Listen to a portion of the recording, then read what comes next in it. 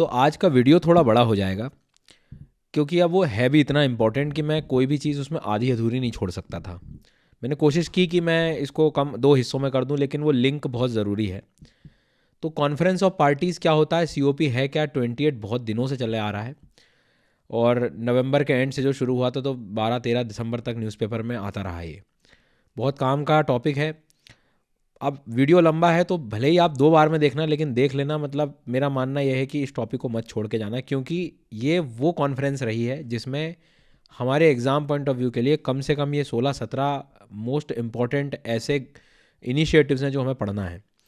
ये इनिशिएटिव्स 2 से 3 हिस्सों में डिवाइडेड है कि भारत का रोल किन किन में ज़्यादा दिखने को मिलेगा वो है, और साथ ही साथ आपको इसमें मैंने ये चीज़ भी बताई है कि किस तरह से जो है हम ये कह सकते हैं कि इंडिया ने किन किन चीज़ों को अपोज़ किया है कि भाई हम इन सब चीज़ों में नहीं हैं, हमें अभी थोड़ा दूर रखिए, और ग्लोबल लेवल पर और कौन से फेमस इनिशिएटिव्स आए हैं based on the previous MCQs. पुराने कुछ एमसीक्यूज़ को यदि आप देखोगे तो एक बात तो निश्चित हो जाती कि तुम्हें यदि थोड़ा बहुत भी नॉलेज है, थोड़ा बहुत भी सुना है तुमने इन सब इनिशिएटिव्स के बारे में, मैं आपको बता के दे रहा हूँ कि चीज़ें बहुत ही ज़्यादा बड़े स्तर पर जो है आपके लिए आसान हो जाएंगी।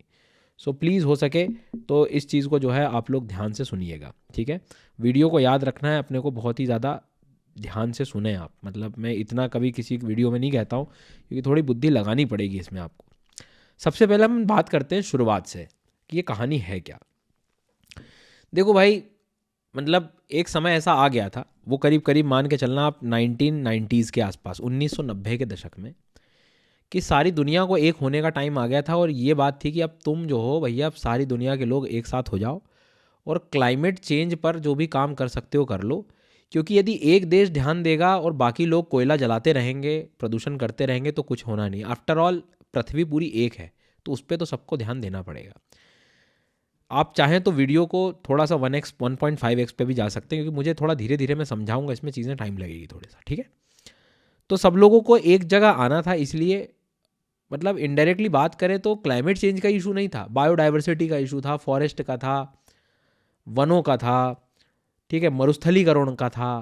तो सबको एक जगह तो आना ही आना था। इसीलिए ये डिसाइड किया गया कि एक काम करते हैं, ये यूनाइटेड नेशन एक कॉन्फ्रेंस होती है सबसे पहले तो, इसको हम रियो समिट भी कहते हैं, अर्थ समिट भी कहते हैं। ये 1992 का जो ईयर है आपको याद रखना है, अर्थ समिट का, पृथ्वी सम्मेलन, क्योंकि पृथ्वी को लेकर यहाँ बात हुई थी सीधी। अलग अलग उस दिन डिवीज़न डिवाइड हो गए कि सबको बायोडाइवर्सिटी पे काम करना है, क्लाइमेट चेंज पे करना है, मरुस्थलीकरण पे करना है। तो वहीं से क्लाइमेट चेंज का एक अलग कन्वेंशन बनाया गया। ये मान के चलिए कि ये बॉडी भी हो गई एक तरह से, सुप्रीम डिसीजन बॉडी। तो क्या हुआ, 1992 में अर्थ समिट होता है। वहाँ से अलग अलग चैनल्स डिवाइड होती है, अलग अलग सेगमेंट बनते हैं कि अलग अलग क्षेत्रों में हमें काम करना है। वैसे ही एक क्लाइमेट चेंज भी सेक्टर निकलता है। क्लाइमेट चेंज में सारे लोगों ने सहमति जताई कि हाँ इस पर ध्यान देंगे, और सारे देश जब एकजुट होकर हर साल मिलते हैं और क्लाइमेट चेंज की बात करते हैं, तो वो जो मीटिंग होती है उसको कॉन्फ्रेंस ऑफ पार्टीज़ कहते हैं। इस बार ये 28वीं मीटिंग हुई थी, 28। तो COP 28 का मतलब कॉन्फ्रेंस ऑफ पार्टीज़, मतलब जो लोग बैठते हैं, जो देश आ रहे हैं, उनको हम लोग कह रहे हैं। ठीक है, आ गई बात समझ में। तो आगे बढ़ने से पहले इस साल की सबसे बड़ी खबर कि अनअकैडमी पर अब आप फ्लैट 50% ऑफ ले सकते हैं और अपने प्रिपरेशन को एक बेस्ट लेवल पर ले जा सकते हैं। साथ में आप 6 मंथ का एक्सटेंशन भी लेंगे, और जिसको हम कहते हैं कि परिश्रम का नहीं है विकल्प, इस न्यू ईयर करें UPSC का संकल्प। सो अभी ज्वाइन कीजिए इंडिया के बेस्ट एजुकेटर्स के द्वारा foundation batch for UPSC IAS IPS 2025, जो की शुरू होने जा रहे हैं नए बैच जनवरी 5 से, जहाँ पर आपको लाइव क्लासेस और रिकॉर्डेड सेशंस और टेस्ट सीरीज और GSC सेट इंक्लूडेड, और साथ में आप ऑप्शनल्स भी ले सकते हैं। सो नीचे लिंक है, एक बार सारी चीजों को चेक करें, और ध्यान रहे ऑफर 4 जनवरी को एंड होने वाला है। सो जुड़िए इंडिया की टॉप एजुकेटर्स की टीम के द्वारा और आप अपनी प्रिपरेशन को बेस्ट लेवल पर ले जा सकते हैं। Thank you. सबसे पहले ये जर्मनी बर्लिन में 1995 से कहानी पूरी शुरू हुई है। फिर 97 में क्योटो बड़ा फेमस रहा, क्योंकि क्योटो प्रोटोकॉल जो आप सुनते हो वो यहीं से निकला है, इसी COP से। तो ऐसी मल्टीपल COPs होती रही। तो आई थिंक मेरी बात आपको अब समझ आ गई होगी। जैसे COP 27 लास्ट ईयर का जो था वो इजिप्ट में हम लोगों ने देखा था, शर्मल शेख में। उसके पहले वाला ग्लासगो में हुआ। अब जो है ये आपको देखने को मिला है कि भाई COP 28 जो है वो इस बार नॉर्मली यदि हम लोग देखें तो हम लोगों को जो है ये यूएई में देखने को मिला है, दुबई। ठीक है, तो हर साल ये हो रहा है। आप लोग कमेंट में मुझे बताओ कि हमारे प्रधानमंत्री श्री नरेंद्र मोदी जी के द्वारा क्या निर्णय ऐसा लिया गया कि हमें भारत में सीओपी अब हम करेंगे। तो पहले एक बार सीओपी हो चुका है, वो ईयर भी बताना है, और कौन सा सीओपी को भारत में होने की बातें चल रही हैं वो भी आपको मुझे बताना है। ठीक है, ये आपके लिए काम है। तो आप सीओपी समझ गए, आप क्या है कॉन्फ्रेंस ऑफ पार्टीज, मतलब यहाँ जहाँ ये लोग बैठ के अपनी जो है मीटिंग वगैरह कर रहे हैं, सब कुछ अब निर्णय लेते हैं ये। अब थोड़ा बैकग्राउंड सेट कर देता हूँ मैं पहले। क्योटो प्रोटोकॉल इन्होंने लेके आया कि सब लोगों को जो है कार्बन एमिशन को कम करना है, लेकिन क्योटो प्रोटोकॉल ऐसा था कि डेवलप्ड नेशन पे ज़्यादा टारगेट दे रखा था, और डेवलपिंग पे ऐसा था कि भाई अभी तो ये डेवलप हो रहा है, इनको मौका दो पूरा। पर वो कुछ चल नहीं पाया इतना ज़्यादा। फिर एक उसको ठीक करने के लिए पेरिस एग्रीमेंट आता है। पेरिस एग्रीमेंट के कहने से आप ये मान के चल सकते हो कि पेरिस एग्रीमेंट एक ऐसी व्यवस्था थी कि यहाँ पे देशों को टारगेट नहीं दिए गए थे, देशों को खुद अपना टारगेट लेना था। मतलब एक तरह से दबाव था ये कि आप तो खुद अपने टारगेट्स बताओ और उसको अचीव करके दिखाओ, अब हम कुछ नहीं कह रहे। तो पेरिस एग्रीमेंट एक बहुत अच्छा रिजल्ट माना गया क्योटो की अपेक्षा, क्योंकि क्योटो एक ऐसा, मतलब Kyoto in the sense Japan में है जहाँ पे ये मीटिंग हुई थी, तो उसमें जो नियमावली बनी थी उस पर काम नहीं हो पाया, उतना हम कार्बन वगैरह उत्सर्जन रोक नहीं पाए। पेरिस में अब थोड़ा सा हम लोग एक्टिव हो गए, कारण उसमें सब देशों ने अपनी अपनी जिम्मेदारी ले ली और उस जिम्मेदारी को पूरा कर रहे हैं। तो ऐसे हर साल मीटिंग होती है, इस साल ये मीटिंग हुई है। इस साल ये सारे इनिशिएटिव्स जो है काफ़ी महत्वपूर्ण है। इसकी मैंने एक समरी इसलिए भी बना दी यहाँ पर कि ये सब मैं अभी डिस्कस करूँगा, क्विकली इसके बारे में समझाऊंगा, और आखिरी में हम लोग इस पर थोड़ा सा काम भी करेंगे कि रिवीजन के लिए मैं चाहता हूँ कि इसको आप स्क्रीनशॉट ले लेना कि बार बार आपको ये याद रहता रहे। नदियों के बारे में चर्चा करी गई है, ठीक है, मतलब ग्लोबल रिवर सिटीज़ अलायंस जिसको हम कहते हैं। सो नदी को बेहतर बनाने, सस्टेनेबल बनाने के लिए एक अलायंस बनाया हुआ है पूरे ग्लोबल लेवल पर। इंडस्ट्री ट्रांजिशन में उद्योगों को बेहतर करने के लिए उसमें ये लेड पहले था पिछले साल, इस बार 2.0 आया है इसका। ग्रीन डेवलपमेंट पैक्ट, हरित विकास समझौते, क्वाड जलवायु कार्य समूह, क्वाड में कौन आता है वो भी हम पढ़ेंगे। हरित ऋण पहल और वैश्विक शीतलन प्रतिज्ञा, लॉस एंड डैमेज फंड। इसके बाद में ग्लोबल स्टॉक टेक करके जो है ट्रिपलिंग द रिन्यूएबल एनर्जी।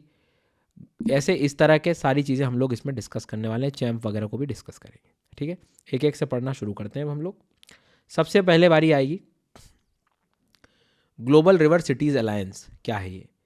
देखो, काम काम की चीज़ें याद रखना, ज़्यादा इकट्ठा मत करना, और क्वेश्चन बहुत बेसिक आते हैं। नाम से समझ में आ रहा है रिवर सिटी अलायंस। जब भी ये आ जाए नदी के बारे में तो याद रखना COP28 में नदियाँ चलाई गई हैं, ऐसे थोड़ा न्यूमोनिक से याद कर लो।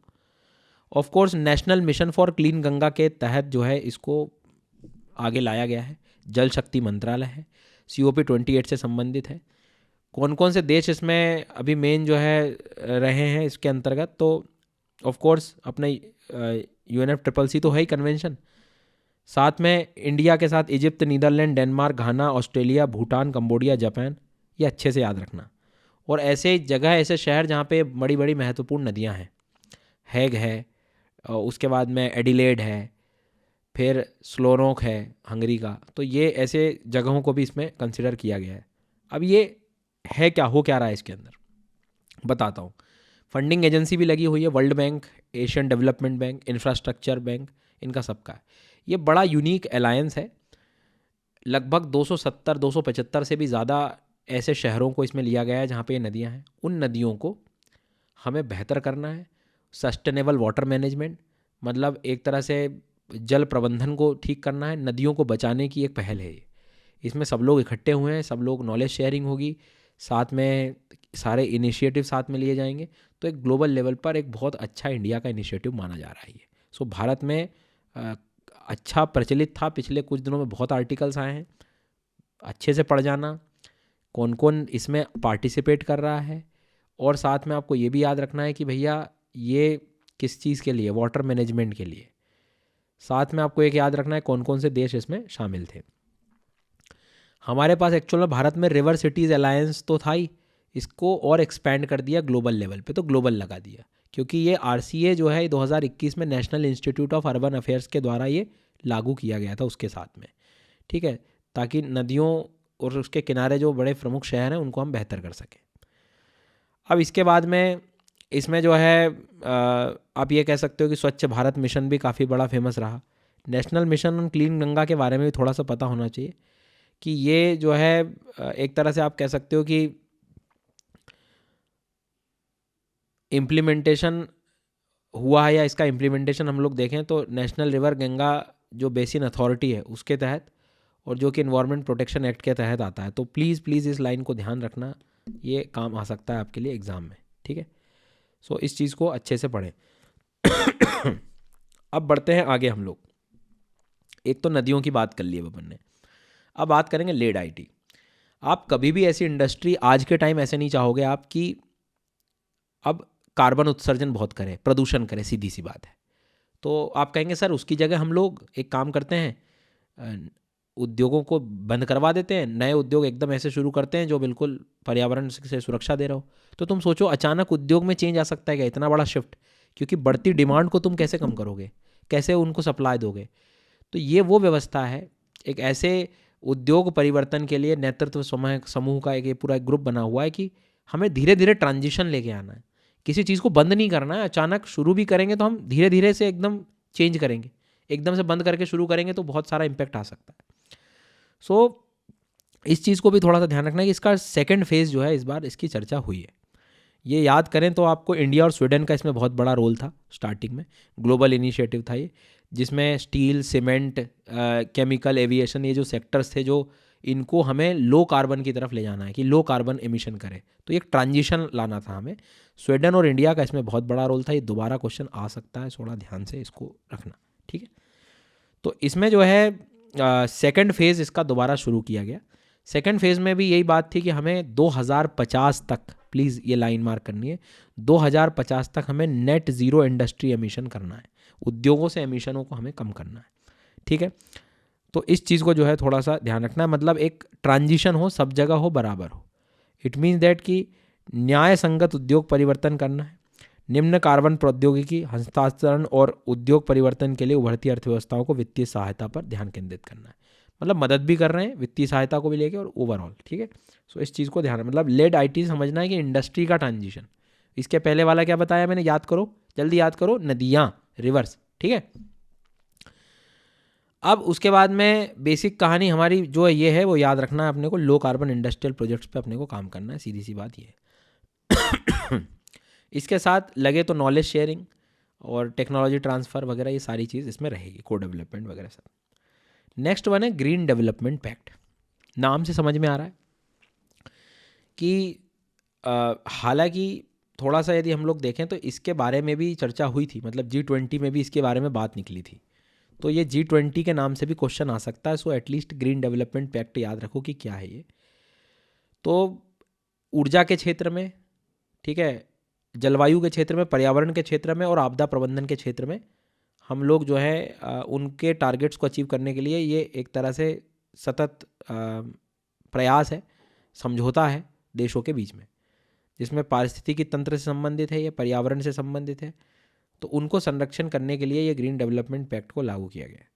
तो इसमें जो है आप ये कह सकते हो कि 2030 तक हमें जो रिन्यूएबल एनर्जी है हमारी, जी हाँ, उसको लगभग 2030 तक उसकी कैपेसिटी को ट्रिपल करना है, 3 गुना बढ़ाना है रिन्यूएबल कैपेसिटी को। जो भी हमारी परंपरागत सोर्स हैं उसको कम करके जितने भी रिन्यूएबल एनर्जी रिसोर्सेज हैं, जी हाँ, उन पे हम लोग को थोड़ा सा और बेहतर काम करना है, ठीक है। सो इस चीज़ को थोड़ा सा ध्यान रखना है कि ग्रीन डेवलपमेंट पैक्ट सिर्फ किसी एक सेक्टर में नहीं है, अलग अलग सेक्टर में काम कर रहा है। ये G20 में भी इसकी चर्चा हुई थी, इस चीज़ को थोड़ा ध्यान रखें। नेक्स्ट वन है ऐसे क्वाड क्लाइमेट वर्किंग ग्रुप। अब क्वाड क्लाइमेट वर्किंग ग्रुप जो है, पहली चीज़ तो आपको ये समझना होगा कि इसके अंतर्गत सबसे पहले तो क्वाड शब्द कहाँ से आया वो तुम पहले पकड़ लो। तो क्वाड जो आया है वो क्वाड्रिलेटरल सिक्योरिटी डायलॉग, ये क्वाड, ऐसा भी एक सेपरेट क्वेश्चन आ सकता है कि क्वाड क्या है। तो Australia, Japan, India, Bharat, US additional member के नाम पे ये आप कर सकते हो, बाकी ये चारों को अपने को याद रखना है हमें, ठीक है। एक तो क्वाड ऐसा भी आ सकता है सवाल, सिक्योरिटी डायलॉग क्वाड्रिलेटरल जो है ये बहुत पहले स्टैब्लिश हुआ था, फिर रीनेगोशिएशन हुआ और ये सारी कहानी।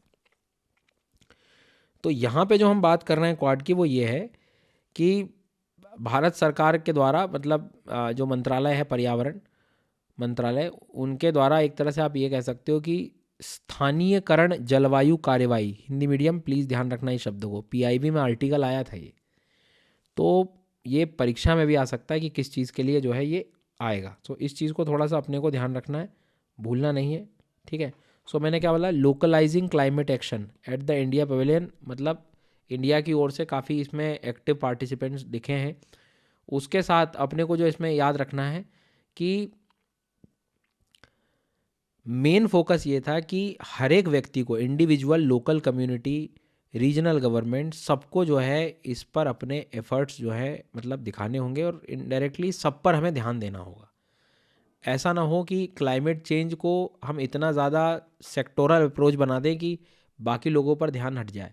सो इस चीज़ों को जो है थोड़ा सा ध्यान रखना है कि लोकल कम्युनिटी का भी बहुत बड़ा रोल है, रीजनल गवर्नमेंट्स को जो है मतलब ओवरऑल पूरे क्षेत्रीय स्तर पर हमें काम करना पड़ेगा, हर चीज़ को सस्टेनेबल लाइफस्टाइल की तरफ लेकर जाना होगा।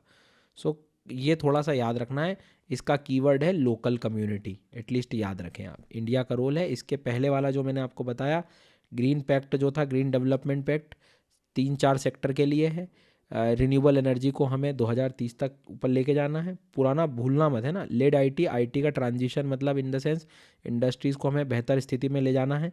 इसका एक जो पॉइंट आपको याद रखना था, net zero industry emission by 2050, ये याद रख लेना, ठीक है। स्थानीयकरण जलवायु कार्रवाई मतलब लोकलाइज्ड सेंटर, मतलब जितने भी जो है मतलब एक तरह से स्थानीय समुदाय, स्थानीय क्षेत्रीय सरकारों की भूमिका पहचानने बढ़ाने पर केंद्रित था, उनको बेहतर करो भाई, उस पर फोकस करो। बीच में है ग्रीन क्रेडिट इनिशिएटिव, क्या है ये भी था इसमें इंडिया की तरफ से। तो इसमें हम लोग काम क्या कर रहे हैं कि जो हमारा लाइफ मिशन था, जी हाँ, उसके तहत ये भी पिछले साल मैंने, हालांकि आप COP27 पढ़ेंगे तो उसमें भी मैंने काफ़ी मिशन लाइफ डिटेल में पढ़ा है, लेकिन इसमें बात की गई थी कि हमें हमारा जो इन्वायरमेंट के लिए जो लाइफस्टाइल है उसको बेहतर करना पड़ेगा। मतलब ऐसा नहीं है कि सिर्फ किताबों में, न्यूज़पेपर्स में आप ग्लोबल वार्मिंग, क्लाइमेट चेंज की बातें करें, आप अपनी जीवन शैली को बेहतर करें। तो उसके तहत इसको उसी के अलाइनमेंट के साथ हमने देखा। तो एक तो क्वेश्चन आ सकता है ग्रीन क्रेडिट COP28 का रिलेशन मिशन लाइफ से संबंधित है, और मेन कहानी ये है कि पर कैपिटा कार्बन फुटप्रिंट, मतलब हर एक व्यक्ति को अपने जीवन शैली में इस तरह से अपने जीवन शैली को बेहतर करना है कि कार्बन उत्सर्जन कम हो सके उसके इनडायरेक्टली काम से, मतलब कि जितना हो सके उतना कार्बन फुटप्रिंट कम बनाएं हम लोग। कैसे? तो जो वेस्टफुल कंजम्पशन है उसको कम करके जो ज़रूरत है बस उतना ही आप यूज़ करें। तो एक ये ग्रीन क्रेडिट इनिशिएटिव इसके तहत लॉन्च किया गया है। सो इसमें क्या है कि भाई एक ग्लोबल ट्रेड फोरम हम लोग बना रहे हैं जिसमें ट्रेडिंग हो सकेगी related with the environmental programs and instrument, मतलब कल को कोई भी बेहतर काम कर रहा है तो उसको क्रेडिट वगैरह की व्यवस्था उसके अंतर्गत प्रावधान रहेगा। तो एटलीस्ट इसको अपने को थोड़ा सा जो है ध्यान रखना है, भूलना नहीं है। सो महत्वपूर्ण है इसकी जो सेकंड लाइन है वो भी काम की है कि मतलब पारिस्थितिकी तंत्र को पुनर्जीवित करना, पुनरुद्धार करना, बंजर भूमि, नदी, जल ग्रहण क्षेत्र, क्योंकि आफ्टर ऑल हम लोगों का कंजम्पशन बेहतर कब हो पाएगा, जब हमारे आसपास की चीज़ों को बेहतर हम लोग करेंगे। तो इस चीज़ को थोड़ा सा जो है ध्यान रखना, ग्रीन क्रेडिट इनिशिएटिव का भी संबंध था इसमें, ठीक है। इसके बाद आता है लॉस एंड डैमेज फंड, तो मैं पढ़ाऊंगा, लेकिन एक चीज़ और है कि भारत के द्वारा कौन कौन से ऐसे इनिशिएटिव्स थे जो अपोज किए गए, तो ये थोड़ा सा आप लोगों को ध्यान रखना है। जैसे कोल फेज आउट की बात करी इन्होंने, तो आपको ये ध्यान रखना है कि भारत इस चीज़ पे सहमत नहीं था कि हम भैया एकदम से कोयला कैसे बंद कर देंगे, बताओ इलेक्ट्रिसिटी का क्या होगा हमारा। ग्लोबल मीथेन प्लेज में भी बात थी कि अभी एकदम से जो है हम ये सब चीज़ रोक नहीं सकते क्योंकि एग्रीकल्चर पर सीधा इसका प्रभाव पड़ेगा, पैडी कल्टीवेशन वगैरह से भी हम लोग देखते हैं। तो एकदम से जो है पोटेंशियल इफेक्ट्स ऑन एग्रीकल्चर उसका जो दिखने वाला था उसके कारण इसके साथ अभी अलाइनमेंट नहीं हुआ है। Global renewable energy efficiency pledge, मतलब जो इनकी जो प्लेज थी कि भाई हम ओवरऑल रिन्यूएबल एनर्जी पर बहुत बढ़ावा देंगे। देखो हम साथ में हैं लेकिन एकदम ऐसे कमिटमेंट नहीं करेंगे कि जिससे हमारी समस्याएं बहुत ज़्यादा उत्पन्न, क्योंकि जनसंख्या बहुत है हमारे यहाँ, बहुत सबका ध्यान रखना है। तो भारत का मानना है कि भाई ऐसे तो अनइक्वल बर्डन आ रहा है सब पे, तो या तो सबको बराबर चीज़ें मिले, इसलिए इस पर थोड़ा सा जो है अभी और लॉस एंड डैमेज फंड में भी भारत की ओर से अभी ऐसा कोई कंट्रीब्यूशन की बात नहीं हुई। आफ्टर ऑल अभी हम डेवलपिंग स्टेज में हैं, अभी हम तो हमारी स्थिति को बेहतर करेंगे। सो ऐसी 4 चीज़ों को कम से कम आपको याद रखना है कि कोल फेज आउट में, मीथेन प्लेज में और ग्लोबल रिन्यूएबल एनर्जी के प्लेज में और लॉस एंड डैमेज फंड, इन 4 चीज़ों में भारत अलाइनमेंट नहीं। तो एक क्वेश्चन यहाँ से भी बन सकता है कि कौन सी ऐसी चीज़ों में जहाँ पर इंडिया जो है अभी अलाइंड नहीं है, ठीक है। सो इस चीज़ को थोड़ा सा ध्यान रखें आप लोग। लॉस एंड डैमेज फंड का अभी भी मुझे ऐसा लगता है कि बेसिक सवाल आ सकता है कि क्या है ये लॉस एंड डैमेज फंड। तो आप याद रखना, जैसे बहुत सारे देश होते हैं, भारत के पास आज डिज़ास्टर आ जाए, कुछ आपदा आ जाए, तो भारत अपने आप को संभाल लेगा और काफ़ी सक्षम हो गया है इंडिया। कुछ ऐसे भी आज देश हैं, डेवलपिंग देश या अंडर डेवलप्ड देश, जहाँ एकदम सुनामी आ जाए, बड़े स्तर पे आ जाए, तो संभालना बहुत कठिन हो सकता है। तो उनको फंड की यदि ज़रूरत पड़ी तो कौन देगा? तो ये लॉस एंड डैमेज फंड इस बार लागू कर दिया गया है कि भाई बड़ी पहले से चला आ रहा था ये। तो क्लाइमेट चेंज के चलते कोई हानि यदि पहुंच रही है तो उसके लिए ये फंड है, स्पेशली फॉर द जो अंडर डेवलप्ड कंट्रीज या डेवलपिंग नेशन है उनके लिए, ठीक है। सो कंपनसेशन देगा फॉर द रियल लॉसेस जो भी हुए हैं कम्युनिटीज़, कंट्रीज़, इकोसिस्टम्स को। सो इस चीज़ को जो है थोड़ा सा आपको ध्यान रखना है। उसके बाद में ये वही बात मैं आपसे कह रहा हूँ, हानि एवं क्षति जो कोष है उससे रिलेटेड है ये। और इसमें हम क्या कर रहे हैं, इसमें ये कह रहे हैं कि शुरुआत में विश्व बैंक जो है, वर्ल्ड बैंक जो है, इस पर निगरानी रखने का काम करेगा। और कल को क्वेश्चन ये भी पूछ सकता है कि कब शुरू हुआ था। तो याद रखना COP19 को आप वॉर्सो जो है वहाँ से इसकी कहानी शुरू हुई है, तब जाके अब जाके ये लागू हुआ है, समझ रहे हो आप। तो इस बार क्वेश्चन आने की संभावना है। सो 2013 COP19 के आसपास आप मान के चलना, वॉर्सो पोलैंड पैक्ट से कहानी ये शुरू हुई थी। और स्पेसिफिकली क्यों बनाया था? Financial technical assistance economically developing nation they were incurring loss and damage due to climate change. आपदा प्रबंधन, मतलब आपदा आ रही हो स्पेशली क्लाइमेट के कारण, क्लाइमेट की आपदाओं के कारण, तो उनको सपोर्ट करना मेन मकसद था यहाँ पर, ठीक है। तो इस चीज़ को थोड़ा ध्यान रखना। बाकी ये PDF में और आप पढ़ लीजिएगा। इसमें एक चीज़ और है कि इसमें एक ट्रांजिशनल कमेटी बनाने की बात थी, जिसमें हम ये बात कर रहे थे कि फ़ंड में और क्या बेहतर हम लोग कर सकते हैं, नई फंडिंग मैकेनिज्म कहाँ से ला सकते हैं। तो कल को ऐसा स्टेटमेंट आ सकता है कि ट्रांजिशन कमेटी का संबंध किससे है, TC। सो ट्रांजिशनल कमेटी का मतलब थोड़ा सा ध्यान रखना, ट्रांजिशनल कमेटी का संबंध जो है ये अपने लॉस एंड डैमेज फंड से ही रहेगा। और इसकी ये मीटिंग वगैरह जो होती है उसके अकॉर्डिंग डिसीजन लिए, बस उतना अपने को ज़्यादा डिटेल में जाने की ज़रूरत है नहीं। सो ये ध्यान रखना, ठीक है। ज़रा रिवीजन कर लो। और वीडियो बंद करने का मन कर रहा तो बिल्कुल चले जाओ, लेकिन दोबारा ज़रूर देख लेना, कारण जहाँ से छोड़ोगे वहीं से दोबारा देख लेना। मैं फिर कह रहा हूँ एक एक चीज़ यहाँ पे काम की। सो हमारा रिवर वाला पॉइंट क्लवर हो गया, लेड भी हो गया, ग्रीन डेवलपमेंट पैक्ट क्वाड भी कर लिया अपने, क्रेडिट इनिशिएटिव भी कर लिया। उसके बाद में opposers for the climate change क्या क्या हुआ। उसके बाद में अब अपन लॉस एंड डैमेज फंड पढ़ेंगे, फिर कूलिंग प्लेज वगैरह पे आएंगे, ठीक है। So now coming to the global stocktake. अब ये बहुत अच्छी चीज़ है, क्या है? अब मुझे बताओ कि आपने जो पेरिस एग्रीमेंट में बातें तो कर ली कि हम ये कर देंगे, सारी चीज़ कर देंगे, लेकिन कोई ऐसी व्यवस्था होनी चाहिए ना जो उस चीज़ को देख सके। सो उस पर ध्यान कौन देगा? तो ग्लोबल स्टॉक टेक क्या है पहले वो तुम पढ़ लो, है ना। मतलब वैश्विक स्टॉक टेक जिसे हम कहते हैं, तो एक पीरियोडिक रिव्यू मैकेनिज्म है कि तुमने जो करा है, हर 5 साल में होता है ये, कि तुमने जो कमिटमेंट किए वो हो भी रहे हैं कि नहीं, और या उसके हिसाब से एक तरह से आप ये कह सकते हो कि और हमें कितने टारगेट्स अचीव करने हैं। तो हर इंडिविजुअल कंट्री के एफर्ट को ये देखता है और ये देखता है कि भाई कितना इन्होंने एफर्ट लगाया है ग्रीन हाउस एमिशन को कम करने के लिए। तो ये पेरिस एग्रीमेंट से आया हुआ है, पहली चीज़ ध्यान रखना, पहले से ही आया हुआ है। तो इस बार ये काफ़ी चर्चा में था और इनके द्वारा 8 स्टेप्स ऐसी बताई गई हैं, सजेस्ट की गई हैं इस बार, कि आपको ये चीज़ करनी पड़ेगी ताकि हम 1.5 डिग्री का तापमान जो है एकदम से ना बढ़ने, मतलब इतना अपने को रोकना है, इतना इससे ज़्यादा टेम्परेचर नहीं बढ़ने देना है। सो वैश्विक स्टॉक टेक में जो आप कह सकते हो कि इतने सेल्सियस के दायरे में रखने के लिए 8 कदम प्रस्तावित किए गए हैं। इसमें 2030 तक वैश्विक स्तर पर नवीनीकरण ऊर्जा क्षमता को 3 गुना करना, ऊर्जा दक्षता सुधार और वैश्विक औसत वार्षिक दर को दुगना करने का आह्वान किया गया है। मतलब ओवरऑल हमें रिन्यूएबल एनर्जी पर फोकस करने की बात की गई है, जैसा ये था। तो ऐसे कुछ 8 सेक्टर्स थे कि जैसे रिन्यूएबल एनर्जी कैपेसिटी को बढ़ाना है हमें, ग्रेजुअल रिडक्शन जो कोल पावर है उसको धीरे से हम करेंगे कम, ठीक है। उसके बाद में नेट ज़ीरो एमिशंस जो हैं उस पर भी हमें कम करना है, मतलब ऑन एन एवरेज एमिशन हम जितना करें मान लो तो उतना वापस न्यूट्रल में आ जाए, उतने पेड़ हों या कुछ भी हम ऐसा करें कि कार्बन एटमॉस्फेयर में ज़्यादा ना रहे। ओवरऑल लो एमिशन टेक्नोलॉजी को थोड़ा मतलब तेज़ करें। उसके बाद में फॉसिल फ्यूल्स वगैरह को फेज़ आउट करना है हमें। नॉन CO2 एमिशंस को एक तरह से आप कह सकते हो कि ग्लोबल मीथेन एमिशंस भी जो है उनको भी हमें थोड़ा सा कम करना है, रोड ट्रांसपोर्टेशन से जो एमिशन हो रहा है उसको भी हमें कम करना है, और फॉसिल फ्यूल की जो सब्सिडीज़ वगैरह जो मिल रही हैं उनको भी कंपैरेटिवली हमें कम करना है। तो ओवरऑल ये सारी चीज़ें हैं जो स्टॉक टेक के अकॉर्डिंग जो रिव्यू आया है उसके अकॉर्डिंग ये बातें पता लगी हैं, तो आप ये भी याद रखना। सो ग्लोबल स्टॉक टेक क्या है ये समझ में आ गया होगा अब आप लोगों को कि ये उस टाइम G20 के टाइम भी रिपोर्ट आई थी जिसमें ये सारी बातें थी इनडायरेक्टली, तो ये बहुत न्यूज़ में रहा है इस बार टॉपिक। तो आपको भी लगे तो आप भी अपने लेवल पे रिसर्च करो, बट पढ़ ले लेना इसको अच्छे से, ठीक है। इसके बाद में अपन अब आगे बढ़ते हैं ट्रिपलिंग रिन्यूएबल एनर्जी।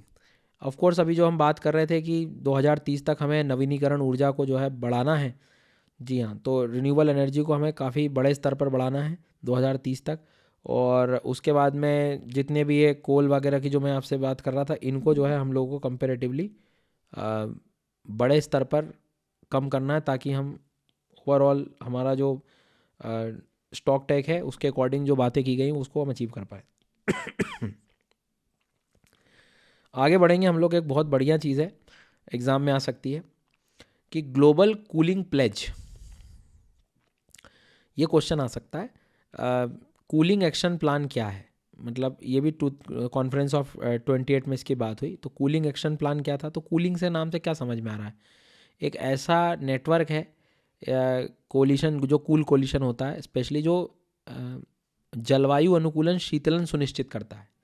मतलब हमारे ग्लोबल लेवल पर क्लाइमेट जो बदल रहा है, ग्लोबल वार्मिंग हो रही है, उसके ग्लोबल वार्मिंग के चलते कूलिंग को थोड़ा सा बेहतर करने के लिए ये इनिशिएटिव्स ले रहे होते हैं। तो एक तरह से कूल कोलिशन एक बना हुआ है, तो एग्ज़ाम में यहाँ से भी आ सकता है कि यूनाइटेड नेशन इन्वायरमेंट प्रोग्राम ने लॉन्च किया है कूल कोलिशन को, ध्यान रखना, ठीक है। पहली चीज़, पहला ग्लोबल कॉन्फ्रेंस हुआ है ये, एक तरह से आप मान सकते हो कब, मतलब एक चीज़ आपको ये याद रखनी कि जब तुम कुछ भी पढ़ो ना तो सबसे पहले तो ये किसने लाया है ये बहुत ज़रूरी है पढ़ना, मानना ये चीज़ को बहुत, मतलब अपने आप में नहीं तो कूल कोलिशन है वो यूनाइटेड नेशन इन्वायरमेंट प्रोग्राम के द्वारा लॉन्च किया गया है, सबसे बेसिक चीज़ अपने को ये याद रखनी है। और फिर इन्होंने जो है अभी जो प्लेज ली थी उसमें क्या था कि लगभग 66 जो गवर्नमेंट्स हैं जो शामिल थी, जो 2050 तक एक तरह से 68%, एटलीस्ट 68% के आसपास जो है ग्लोबल वार्मिंग के जो एमिशन है उनको कम करके जो कूलिंग सेक्टर है उस पर थोड़ा सा बढ़ावा देगी। Cooling sector in the sense कि कुछ भी हो जाए हमें अर्थ को थोड़ा सा ठंडे की तरफ लेकर जाना है, ठीक है। इसके बाद में मतलब इसको लगभग मतलब ये प्लेज ली थी एक तरह से, अब वो ली है किसको लेकर, कूल कोलिशन पर। ये चीज़ पुरानी है, ऐसा नहीं कि मतलब जो तो प्लेज को लेकर ये न्यूज़ थी, है ना, तो इस चीज़ को थोड़ा सा जो है अपने को ध्यान रखना है। सो कूल कोलिशन क्या बताया आपको, एक ऐसा नेटवर्क है जो कुशल जलवायु अनुकूल शीतल सुनिश्चित करने के लिए कार्य कर रहा है। यूनाइटेड नेशन इन्वायरमेंट प्रोग्राम के सतत विकास लक्ष्यों के लिए 2030 एजेंडा तथा पेरिस समझौते के बीच तालमेल से पहले वैश्विक सम्मेलन में कूल कोलिशन का शुभारंभ किया गया था। और भारत जो है वो अपने आप में कूल कोलिशन का एक सदस्य भी है, जो कि अपने को याद रखना है, ठीक है। आगे बढ़ते हैं, ग्लोबल गोल ऑन अडेप्टेशन, अनुकूलन पर वैश्विक लक्ष्य। अब थोड़ा सा ना इनकी हेडिंग ही बस अजीब है, अंदर का मसाला समझने लायक है, कुछ नहीं, सिंपल है मतलब। सो ओवरऑल जो सस्टेनेबल डेवलपमेंट है, जो भी एक तरह से आप कह सकते हो कि बहुत सारे ऐसे डेवलपिंग कंट्रीज़ हैं, अंडर डेवलप कंट्रीज़ हैं जहाँ पे वाटर की स्कैर्सिटी बनी हुई है, एग्रीकल्चर और फूड की प्रॉब्लम्स आना शुरू होने वाली हैं, हेल्थ इम्पैक्ट्स आने वाले हैं। तो ऐसे 2-3 चीज़ों को बेहतर करने के लिए, स्पेशली मतलब बेहतर अडेप्टेशन हो सके, बेहतर लोग रह पाएँ, अडेप्ट हो पाएँ, ठीक है, अनुकूल क्षमताओं का जो है विकास हो सके, इन सब चीज़ों के लिए ग्लोबल गोल ऑन अडेप्टेशन ये एक इनिशिएटिव के बारे में चर्चा हुई थी यहाँ पे, ठीक है। सो कल को एग्ज़ाम में पूछे कि भाई ये क्या है, तो एटलीस्ट अपने को पता हो COP28 के बारे में बात है, और स्पेशली अडेप्टेशन को लेकर बात हुई, मतलब अनुकूलन पर वैश्विक लक्ष्य, कि भाई कैसे हम लोग रहेंगे, क्या स्थिति है, स्पेशली पुअर जो सेक्शन है, क्योंकि वही एक ऐसी चीज़ है जहाँ पे उन्होंने एक तो ग्लोबल वार्मिंग में कंट्रीब्यूशन भी नहीं किया, लेकिन सहन उन्हें करना पड़ रहा है। सो इस चीज़ को जो है थोड़ा सा ध्यान रखना। तो ऐसे लोग जो बहुत वल्नरेबल हैं, जो स्थिति जिनकी गंभीर है बहुत ज़्यादा, उन क्षेत्रों में बेहतर काम करने के लिए जो है ये ग्लोबल गोल ऑन अडेप्टेशन के बारे में बात की गई। तो it is an attempt to identify common global goal on adaptation, कि सारी दुनिया एक पॉइंट पे आए कि भाई इन लोगों के साथ कैसा इनका हम लोग ध्यान रख सकते हैं, ये सारी चीज़ें। फिर 22 देशों ने फिर से एक प्लेज की है न्यूक्लियर इंस्टॉल्ड कैपेसिटी को बढ़ाने के लिए, ताकि हमारा कोल पे डिपेंडेंसी कम हो और हम बिजली बेहतर बना सकें। भारत की भी स्थिति यदि हम देखें तो इतना कुछ है मेगावाट, और वो करीब करीब डबल करने वाला है। तो ये इसका लक्ष्य है जो कि भारत कोशिश करेगा। और सीओपी में जो घोषणा है वो है कि 2050 तक हम लगभग 3 गुना और बढ़ाएंगे। अच्छी बात है। नेक्स्ट है पावरिंग पास्ट कोल अलायंस, ये भी क्वेश्चन आ सकता है। तो ये लगभग मान के चलना कि एक ऐसा काफ़ी बड़ा देशों का संगठन है ये भी, जिसमें ओवरऑल इलेक्ट्रिसिटी का जो कंजम्पशन है, या इलेक्ट्रिसिटी जिसको आप कह सकते हो कि बन रही है जो कोयले से, उसको थोड़ा सा शिफ्ट करना हमें क्लीन एनर्जी की तरफ। इस चीज़ को जो है ध्यान रखना। लेकिन भारत इसका पार्ट नहीं, मैंने आपसे पहले भी कहा था कि कोयले वोयले चीज़ के लिए भारत खड़ा नहीं हुआ है, इस चीज़ को ध्यान रखना। सो एक तरह से बेसिक चीज़ है कि they are basically working on कि to advance the transition from unabated coal power generation to the clean energy. तो जीवाश्म ईंधन चरण को तेज करता है, केवल कुछ को छोड़कर जिनके पास कार्बन कैप्चर और भंडार है वही लोग मतलब व्यवस्था कर पा रहे हैं, नहीं तो जो है कोयले को थोड़ा सा ट्रांजिशन की तरफ। हाँ, तो इस चीज़ को जो है थोड़ा सा अपने को ध्यान रखना है।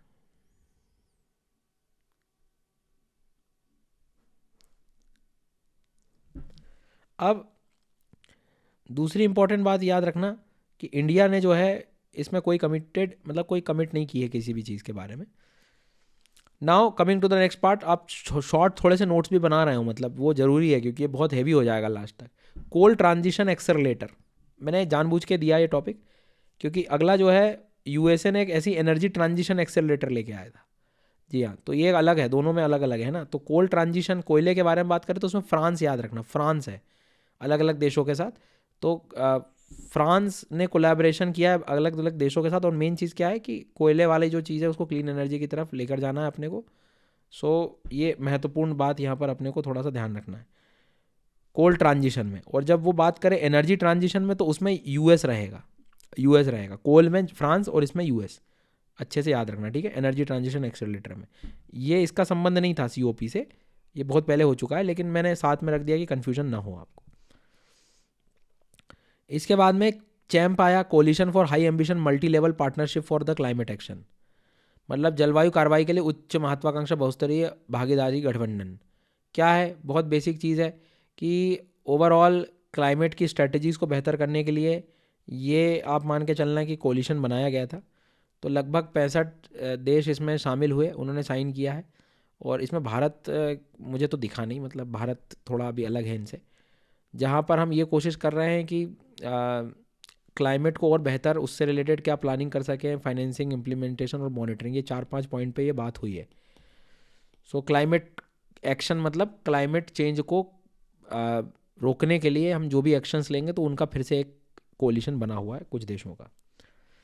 अब हर जगह मतलब ज़रूरी नहीं है कि हम कोलिशन का हिस्सा बने, और फिर उतना ही जो है फिर इन्होंने global renewable energy efficiency pledge ली। उसी चीज़ को अभी मैंने बताया था आपको कि इन्होंने जो है 2030 तक उस चीज़ को बेहतर करना है, हमें ट्रिपल करना है, 3 गुना।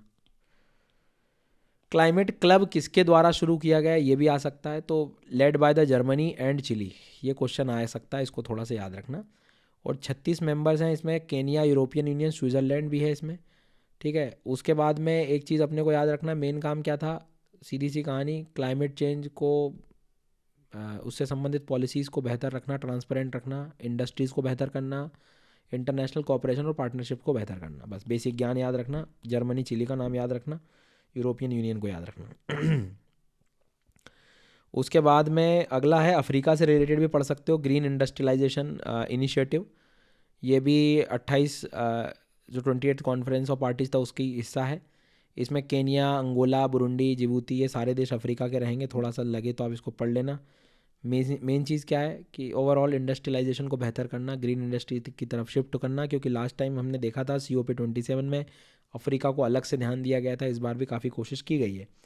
क्योंकि सीधी सी कहानी है, अफ्रीका का आज ध्यान नहीं रखोगे तो कैसे काम होगा। वर्ल्ड की लगभग मेन 40%, जिसको आप कह सकते हो कि 40% क्रिटिकल मिनरल्स वहाँ पर आपको देखने को मिल रहे हैं।